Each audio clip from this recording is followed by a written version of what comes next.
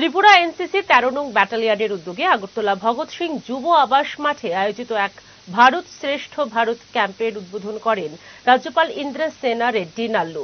আজ থেকে 27 ডিসেম্বর পর্যন্ত 12 দিন ব্যাপী এই ক্যাম্প দিল্লি, সিকিম, ত্রিপুরা সহ উত্তর পূর্বাঞ্চলের রাজ্য থেকে 500 জন এনসিসি ক্যাডেট অংশগ্রহণ করেন।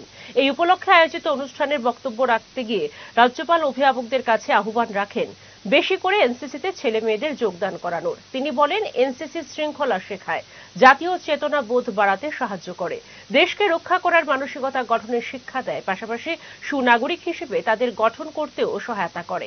ছেলে মেয়েদের এনসিসিতে পাঠানোর জন্য অভিভাবকদের কাছে আহ্বান রাখেন রাজ্যপাল।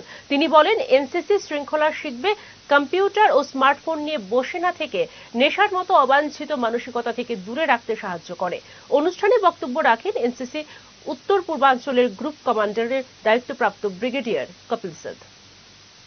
कैंप अगरतला में इतने बड़े प्रमाण पे 500 के बच्चों के साथ हो रहा है, ये एक अच्छा कार्यक्रम है।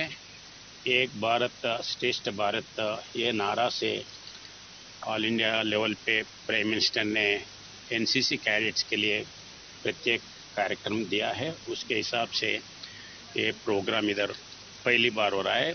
मैं वो ऑफिसर सबको मैं